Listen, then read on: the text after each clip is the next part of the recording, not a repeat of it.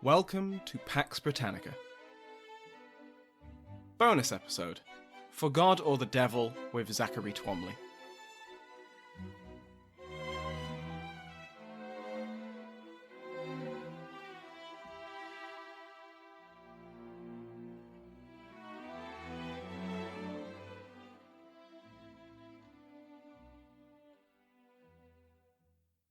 Before I begin the interview with Zach, I'd just like to remind everyone that I am, of course, a member of the Agora Podcast Network. I was very honoured to be invited to join, and to join the ranks of some amazing podcasts, like the History of the Papacy podcast. Though obviously the title gives away the main focus of this podcast, it doesn't just look at the popes in Rome, though of course that's a significant chunk of it. It also covers things like Christian heresies, the Great Schism, the conversion of the Anglo-Saxons, that kind of serious academic history. It also has episodes on the Pope-mobile, so don't think that Steve has pigeonholed himself into purely papal history. You can find the History of the Papacy everywhere you find good podcasts. Now, on with the interview. Today, I'm excited to speak with Zack Twamley. Zach is behind the When Diplomacy Fails podcast. He's a PhD candidate in history at Trinity College Dublin, and the author of 2 books, the latest of which, For God or the Devil, has just been released, and is a truly mammoth history of the 30 Years' War. I'd recommend it to everyone. Zach, thank you so much for chatting with me. Thank you so much for having me. It's such a pleasure to be on your show. I've been following it for a long time, so I'm very excited to join you and to say hello to all your listeners, because I'm one too. Oh, so you can say hello to yourself. Yeah. Well, let's jump right into it. What is it about the 30 Years' War that you find so interesting? Because you've written a book on it now, you've already done one podcast series on it, and now you're redoing that series. So why the 30 Years' War? Well, there is honestly so many reasons, but I think that there was something about the 30 Years' War that kept drawing me back, and I think part of the appeal is that so few people, like, they might have heard of the 30 Years' War, but they wouldn't know necessarily all the details or the broad strokes of it. And the more I looked into the 30 Years' War, the more kind of captivated I was by all the characters and the stories and the drama. And like, as someone who loves the diplomatic aspect of things, obviously, there's just so much diplomacy to chew on in this, and it just keeps me going for hours on end. And even though I did the series and back in 2013 on this and did like 18 episodes, an hour each one, you'd think that would be enough, but no. I used the 400th anniversary of this war as an excuse to go back into it. And in the process of that, I thought that the book would be a good idea too. So here we are. So in going back and looking at it again, there's got to have been new things you found. I mean, it was 7 years ago when you first looked at the 30 Years' War. Sure. And I'm guessing there's a lot more gone into this book and the new series than there was in that initial series. So what new things have you found? Well, that's a very good questions. And really, I was surprised because I just mentioned how much I love diplomacy. But in the first section of this book, I spend a long time talking about like 17th century warfare. And Zach from 7 years ago would have groaned at me saying that. But honestly, I found it so interesting to see how warfare changed over the course of the 1600s. And also to see how all the different actors reacted to those changes as well. Because I think when I did this the first time around, I only really looked at the parts I thought I'd be interested in, such as diplomacy. This time I still did that, but I also looked at stuff that I kind of avoided the first time around. Because when you're doing a book, you have to cover several bases, even the bases that don't necessarily like appeal to you. So as a result of that, I had to like get my feet wet in areas that I didn't think I'd find all that interesting. But I really did. Like, stuff with the 17th century warfare, like looking at the details of the weaponry and finally getting to grips with exactly what Gustavus Adolphus did with like reforms in technology in artillery and with his infantry and stuff. And it was just so like, it was like coming across a gold mine and no one else realizing it was there. And I know other academics and other authors have written great books on this stuff, but just for me, I thought, wow, there's just so much here. And even now when people ask me to kind of break it down, I find it difficult because I don't want to leave out parts of the story that, you know, really are very interesting. And of course, there's the problem with context as well. You have to explain an awful lot before you can actually get to grips with the story. But I think hopefully with the book, I strike the balance between giving enough information, but also not overwhelming the listener or the reader in this case as well. And a lot of new stuff. If you want to look at diplomatic examples, I think even though I kind of realized how interconnected everything was, I didn't quite realize it at the full extent of it. So for one example I always give is Sweden intervening in the 30 Years' War. Most people know that happened if they know about the conflict, but what most people don't know is that in order to intervene, Sweden had to negotiate a treaty with Russia so that Russia would attack Poland so that Sweden would be free to actually invade in Germany, because they wouldn't have to worry about their Polish flank. I knew about that. What I didn't realize was that years earlier, when the Transylvanians, now this is me jumping into a lot of backstory, but we'll roll it back and explain. But so let's say the Transylvanians were besieging Vienna at one point, and the Holy Roman Emperor asks for help, and the help happens to come from his brother-in-law, the Poles, the king of the Poles. And when Poland invades Transylvania then to help out the emperor, the Turks, who are the vassal of Transylvania, then get involved and invade Poland. And Poland has to go through this disastrous war in the early 1620s purely because the King of Poland wants to help out the emperor. And this is all just brushed over. It's often not even mentioned, but it just showed to me how these ripples of the 30 Years' War, they reach so far, all the way to Constantinople. Even though the Turks didn't technically get involved, they, like so many other powers, were indirectly involved in the 30 Years' War's furies. So you can't really narrow it down. That is a roundabout way of me saying that I cannot narrow it down. Yes, it's all interesting. Yeah. Out of all that, you touched on it a little bit, but is there any part of the 30 Years' War that looking into it and writing about it, that you think is actually underrated from what people know of the 30 Years' War?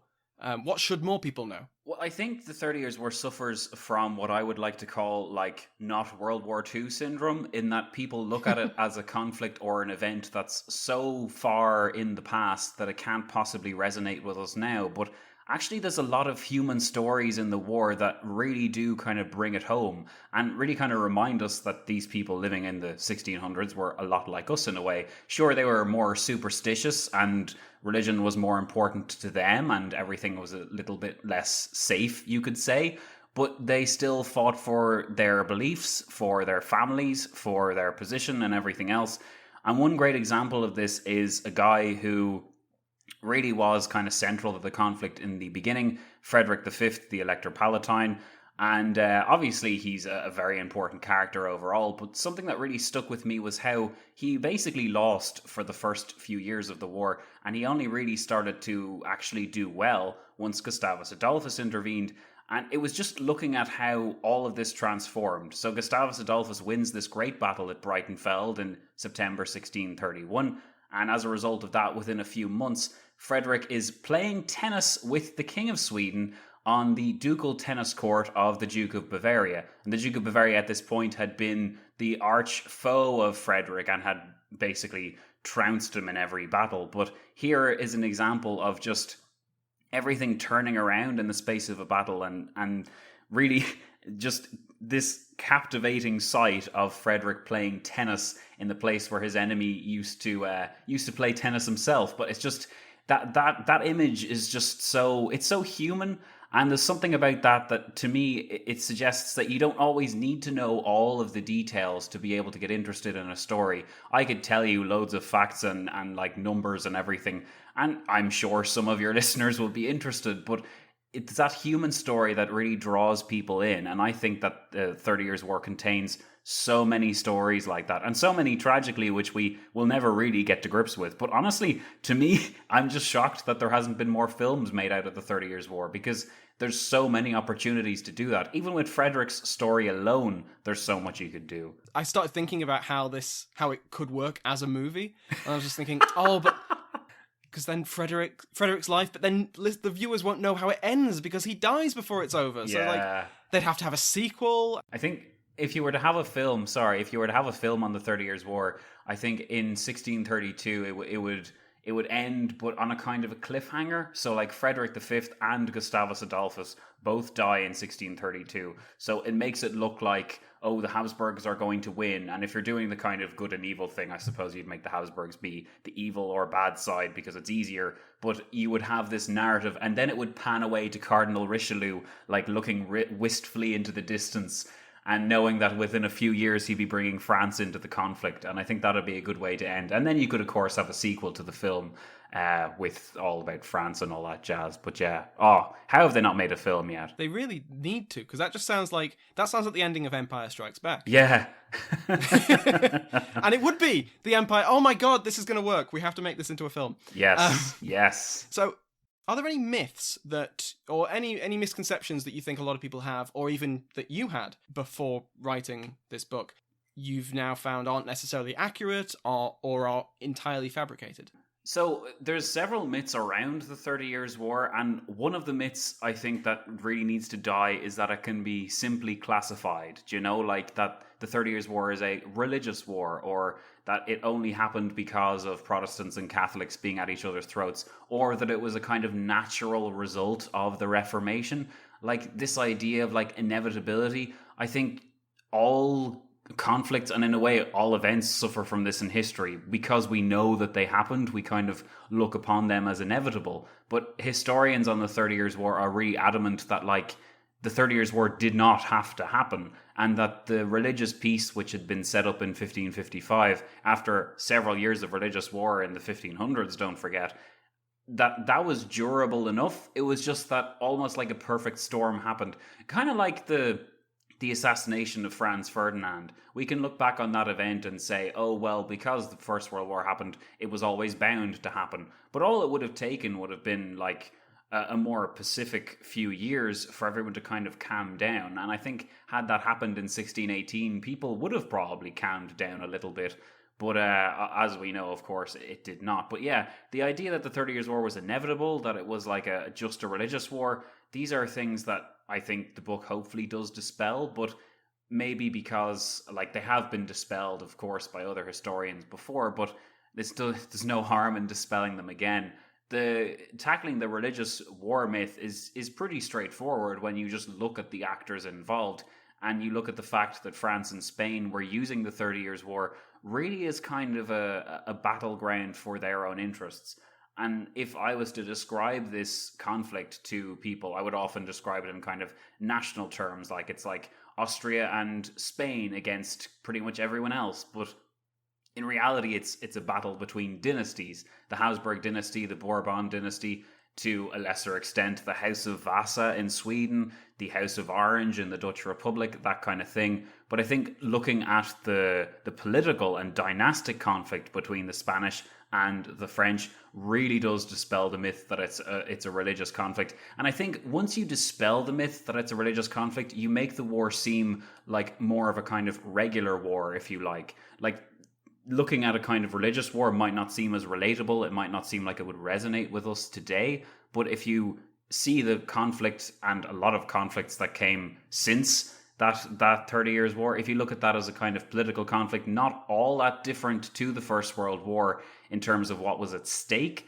then I think that's very helpful because you make it more like wars that we're more familiar with, really. Yeah, we can, in the modern world, we can understand political and diplomatic reasons for war, whereas the minutiae of doctrine is maybe lost on most people today. Yeah, and as well as that, like we understand like struggles for power. I mean, you can just see Game of Thrones as a great example. That resonates with people because they understand the idea of families vying for power. And really, it's very similar with the 30 Years' War. You had the Bourbon dynasty and you had the Habsburg dynasty. The Bourbon dynasty was trying to challenge the Habsburg hegemony, and the Bourbons were desperately trying to gather as many allies as they could, and the Habsburgs were trying to fight against them. So if you paint the picture like that, then it seems more interesting, and people want to know how these families fought against each other, what intrigues they pursued, how dramatic it was on both sides, how they had ups and downs, all this kind of thing.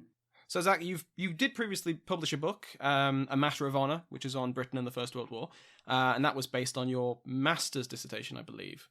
So how was writing For God or the Devil a different experience than writing A Matter of Honor. Well, in a way, the 30 Years' War was a kind of like, it's something I've always wanted to do on a big scale.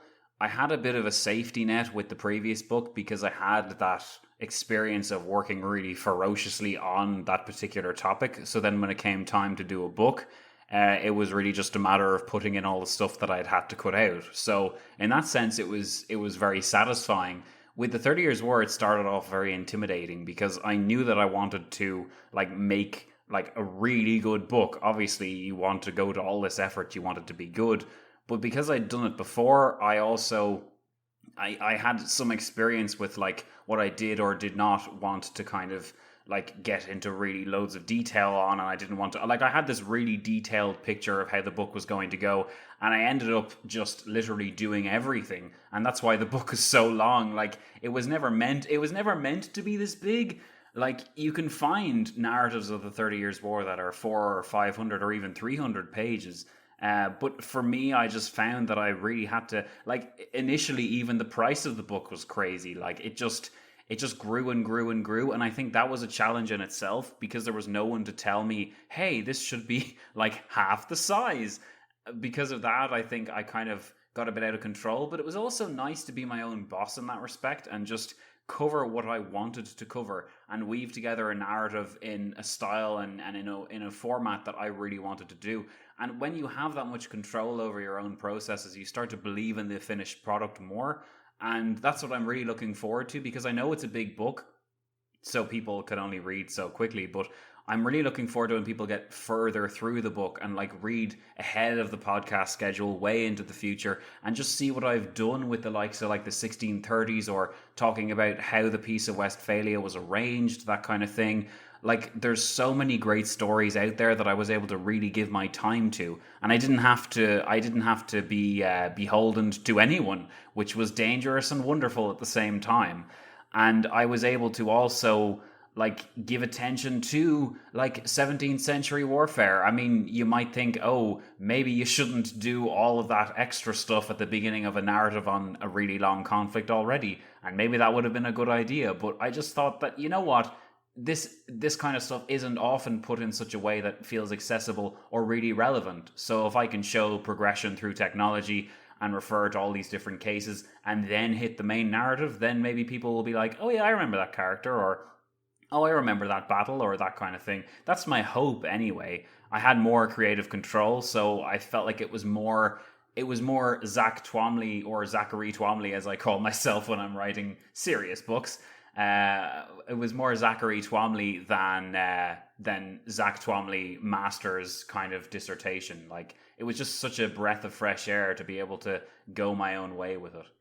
It's funny you mention how you cover the development of warfare and weapons technology, which I found really, really interesting in For God of the Devil, and the early episodes of your new revamped series. Thank you for that. And really, when I was, are you talking about specifically with Maurice of Orange and developing the drill and all that kind of thing?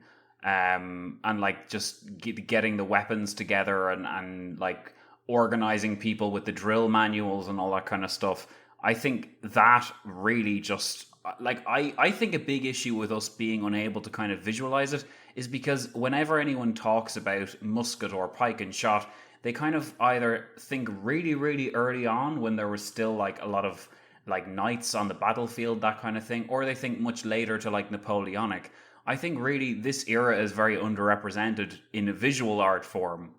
Even just seeing if you got a historical kind of, say you did a film, or you did a series on Netflix or whatever, you'd have to have a historical lead or something to advise.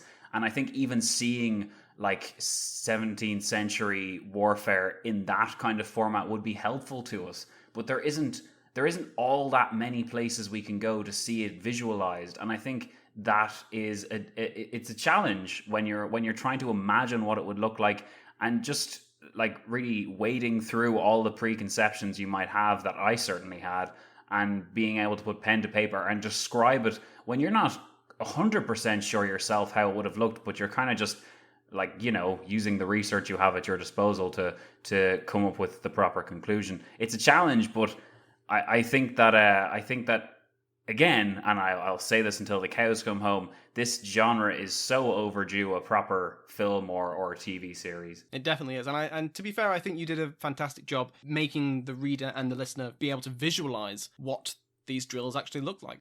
So, like we've said repeatedly, you've already covered the 30 Years' War on the podcast, and now you're doing it again. And it's not often that podcasters get to retrace their steps and cover the same ground twice. So I'm curious, has this process revealed anything about your podcasting and how it's developed over the last 7 years? I think, and I'm sure you can testify to this, I think the longer you do podcasting for, the more confident you get. And when I was starting out initially with 30 Years War, like 7 years ago, I mean, I didn't even know how the conflict really ended. That should tell you something about how my schedule worked. I just started researching and just like released scripts about what I knew about it. I didn't really have any vision in my head about 1618 to 48. I was just like, right, this is the year we're in and this is what happened, and not accounting for what happened later. So, I mean, that's why it can seem very confusing, because I was so confused myself.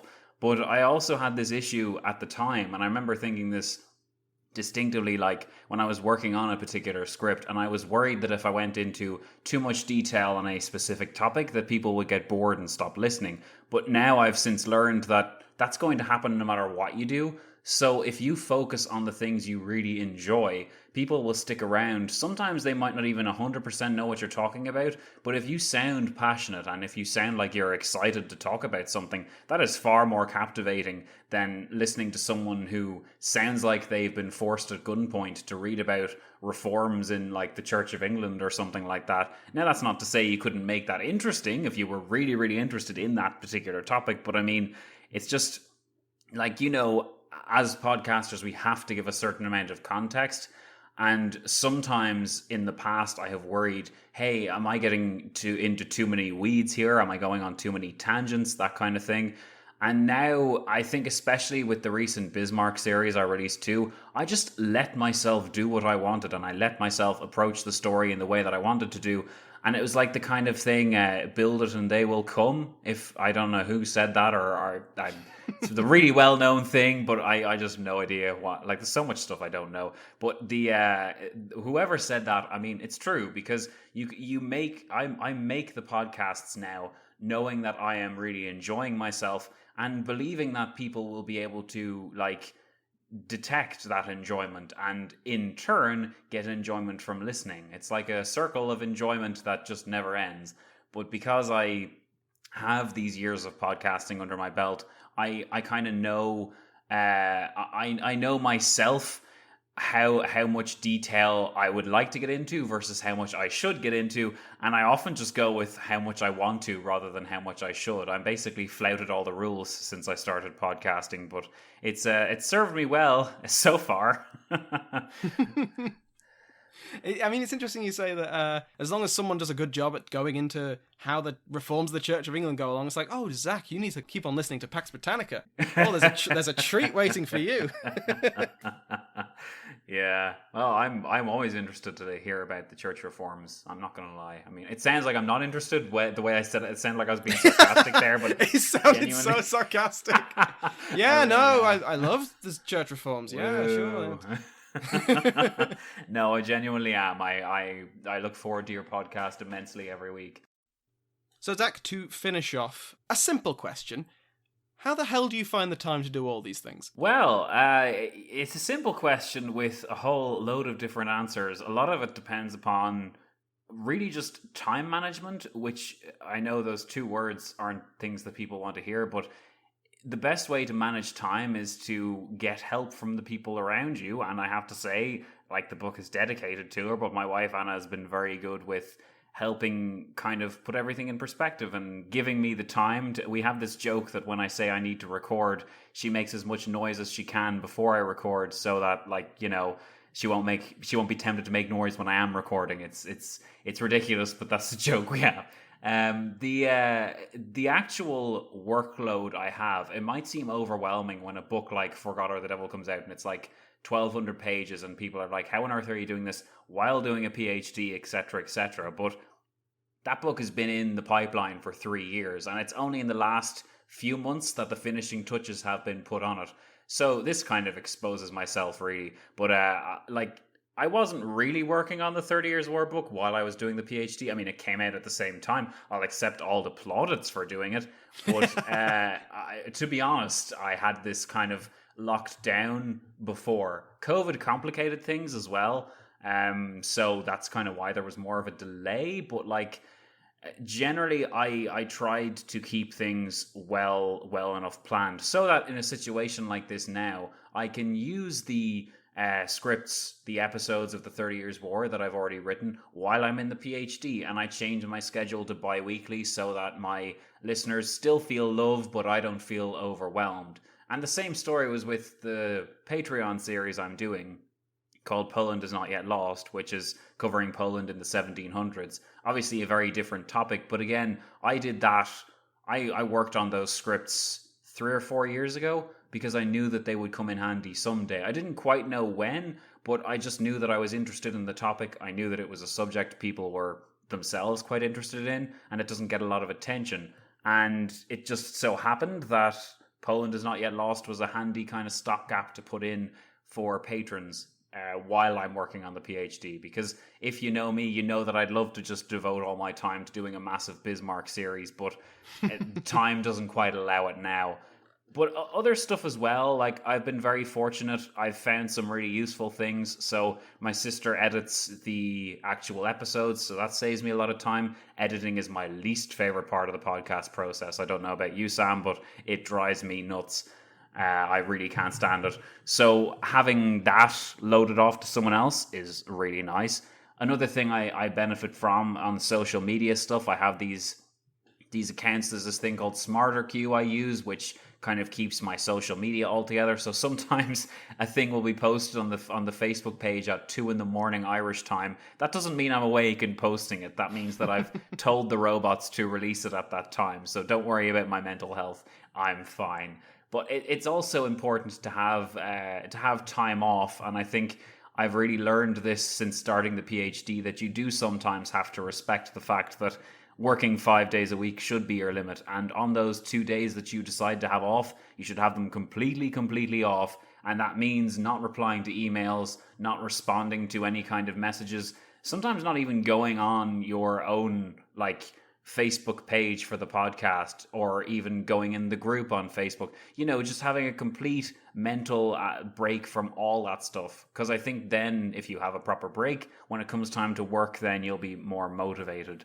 But it's all about planning, and sometimes the planning works, other times the planning doesn't work. If you listen to some of my older episodes, I make pledges to do things like a newsletter or a political podcast that I was going to do at one point in 2016, and then I just didn't do it because I didn't have enough time. But you throw things at the wall and you see what sticks. Some of them stick a bit later than you'd like, but for the most part, it works out fine. And I also do have to shout out to my actual listener base as well, who, no matter what mistakes I seem to make, even if I do think at some point that New England is a state rather than a regional area, or I mix up tenants and tenets, which I know really is very annoying. But you make mistakes and people forgive you for it. And then you get to a point where you start to be recognized as more of an expert in your field. And then all those years of hard work pay off. So it's really about honing your craft and making time, and also relying on people around you, and eating a lot of chocolate as well, I find helps. All of that could more or less be applied directly to advice for the PhD as well. So thank you very much for that. That's twice as useful for me. So, Zach, where can people find For God or the Devil? Well, they can actually, hopefully now, ideally they'd be able to find it in a bookstore near themselves, because it's distributed through Simon & Schuster. But I think the best way to go about this would be to go to the publisher's page, which is Wing to Sour Publishing, and you'll find it there. The link is in the description, maybe of this episode, if I give it to you, Sam, but it's in the description of all of the episodes I've released for the show. You can, of course, get it off Amazon if you would like. I just don't want to give Jeff Bezos any money at all. And sometimes there's issues with it being in stock or out of stock on Amazon, but it's always in stock with the publisher. So head on over there if you would like to buy the book. I am on the publisher's website at the moment. I can confirm it is on there. And it is on Amazon as well. But yeah, go for the publisher first, because sod Jeff Bezos. Yeah. Nice. Thank you so much, Zach, for coming on. This has been so fun. It's been great fun, and I genuinely am looking forward to having you on When Diplomacy Fails podcast as well in the future, when you can talk to us about the Church of England reforms in more detail. I would never dream of subjecting your listeners to that. I'll find some other inane topic to bore them with. It's fine. Oh, please I do. I have so many options. Cheers, Sam. It's been a pleasure to join you.